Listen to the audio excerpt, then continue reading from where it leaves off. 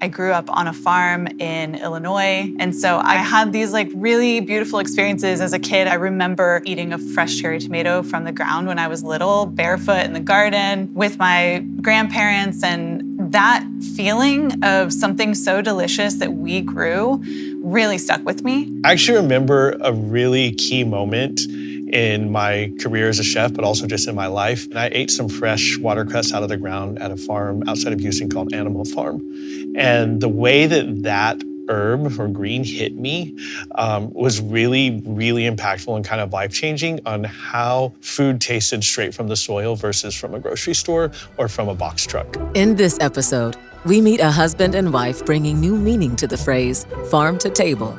She has made it her mission to bring local ingredients to everyone's tables. He owns one of Austin's most in-demand restaurants. Together, they share a dedication to using local produce and a passion for educating others on the value of produce from local farms for chefs, home cooks, and the environment. My name's Philip Speer. I'm the chef owner of Comedor Restaurant, the restaurant we're standing in now. I've been a chef in Austin for almost 30 years. I have started as a scratch baker at first and then moved over into restaurants and started working as a pastry chef. And I spent the first almost 20 years of my career as a pastry chef. So I'm originally from South Texas, and I'm actually a Mexican-American chef. My mom's side of my family is second generation. My Mexican roots and the food that I grew up eating really inspired me to do this Mexican restaurant here in Austin. We are really excited about the food that we can create here using the ingredients that we have here in Central Texas, which are so connected to all of Mexican cuisine. My name's Trisha Bates, and I am the owner of Urban American Farmer and Field Guide Festival. I grew up on a farm in Illinois, and so I got a pretty strong visceral experience of being around food that came from the ground all the time. I would say the most beautiful and impactful times on the farm were with my family in community. There's this very magical moment every summer where we would all harvest sweet corn from the edge of my grandfather's field together. We would spend the whole day as a family shucking the corn and cleaning it and putting it into big boiling vats of water and pulling it out and cutting it all off the cob and putting it into bags and freezing it, and everyone would take it home. And I just have such an amazing memory from being around my family and it being so fun and having delicious food and just really sharing those experiences together. Growing up as a child, there were different points in my life where we definitely were using and experiencing local foods. I grew up in South Texas on the border of Mexico and Texas. And there was tons of citrus farms, and so going and getting fresh citrus, eating, the amazing grapefruits that South Texas is known for and other citrus was so incredible. I wasn't in the mindset of I'm eating local foods and it's so delicious at that point, because that was more in my childhood and adolescence. And it wasn't until later on in my career when I was learning more about food and learning more about the importance in utilizing local foods and farm fresh foods that I started to make that shift into doing so. The advantages of choosing local produce over grocery store produce, there's so many. Flavor and texture of the products are just so much better when they're grown outside. Locally, they are fresher, more freshly harvested. Mass scale production of vegetables means that you're getting a variety. It's not necessarily been bred for flavor and texture. It's bred to travel a long distance and to be stored well. So I think we forget that those really perfect vegetables that we see in the grocery store aren't necessarily the most delicious. They just might look the best. As a chef and as someone who creates delicious dishes, the most important thing or the most impactful thing I can say to you is your food is going to taste better. When you're using local foods and you're working within seasonality, not only does it have so much more flavor and better textures, but it actually is more harmonious with your body and your palate. So if your goal is to create the most beautiful, most delicious dishes and you're not using local products, you're missing a huge margin of creating a delicious, amazing dish. With the common bond of revitalizing restaurants with community food sources comes the burden of making it work.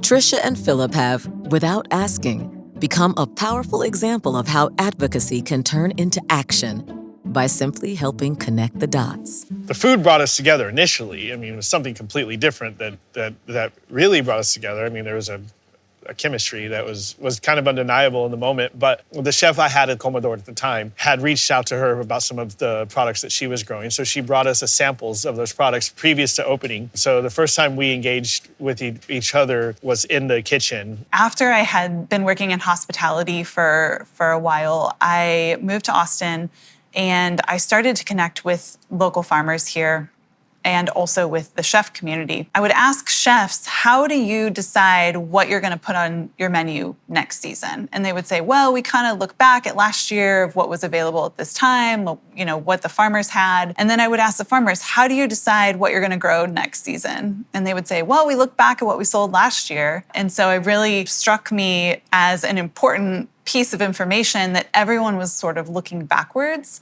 And I really started to ask the question of what could we do if we were looking forward and working together? You know, what kind of choices would chefs and farmers be making if they were talking and having those conversations together? To me, like, the chefs are the artists of food. And if I could expand their palette, then, you know, it was like this question of what more could they make? What more could they create and do with more ingredients, more colors, more flavors, more textures. And so that was definitely our first real introduction to each other was over a bag of food that maybe, you know, he hadn't seen before.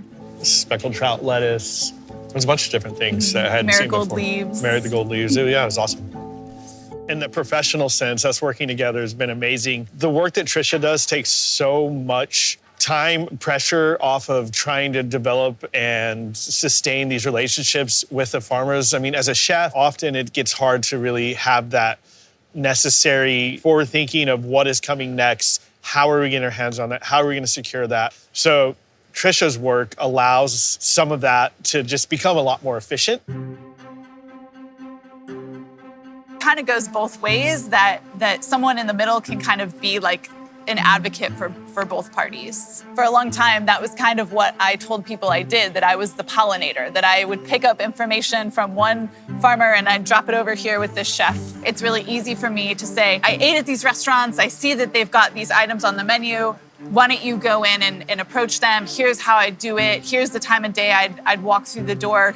Here's who I'd ask for. So there's a lot of space in local food systems for advocates and for people to innovate in that space. There's so much opportunity to build the relationships and build empathy and understanding so that we can get more food coming from local farms and onto the tables. Farmers markets bring us face to face with the farmers who plant and harvest our food, creating a deeper appreciation of the road from farm to table. This fresh, flavorful, and attainable community food source opens the door to unexpected quality of life improvements and unique relationship moments.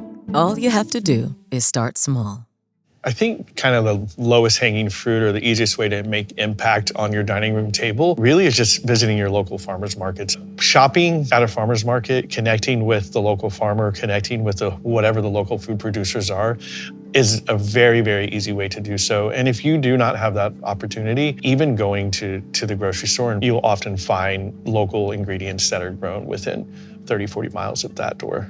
The best advice I can ever give anyone is to show up at your farmer's market and get to know your farmers personally. The best asset that you have to getting access to food is to actually know who's growing your food and who's raising your food. We have to rebuild those pathways and those connections and those relationships between our producers and our buyers. I think sometimes it can be hard to break your daily patterns, especially when you have families and full lives and businesses and work and you have to feed yourself 3 meals a day. It can be really challenging to not just quickly stop and grab a bite wherever it's convenient. You have to really plan and stock up, and it can be really challenging for people to change that behavior pattern. The thing that I try to teach my kids is what real food tastes like. When they have blueberries, for example, that are in season and delicious and they're, the right texture and the flavor is complex and it's not too sweet and it's not too tart, they know that that's what an ideal real blueberry tastes like. And they seek those delicious food experiences. And so I hope that my kids will learn and seek out real food in that way in the future. We have, what do you call it, a non-traditional family? There's another Blended word. family. A blended family.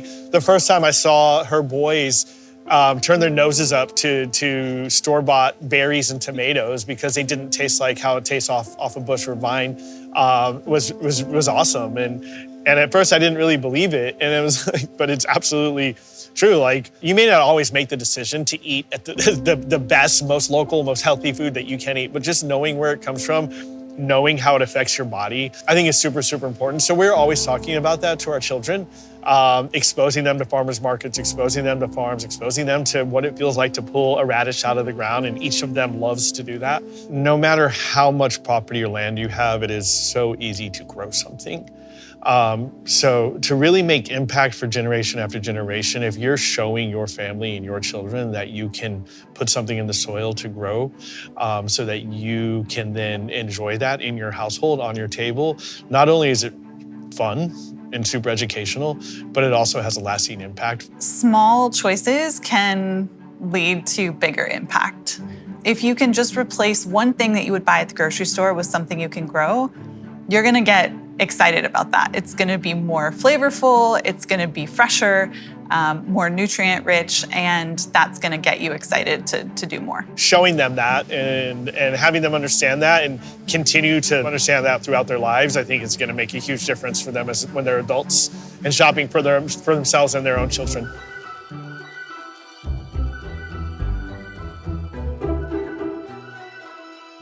When you're so passionate about your work and you really believe in it, you can't really do anything else. We just love food, we love restaurants, we love farmers, we love all of it so much, and we just want to see it be its best possible version of itself.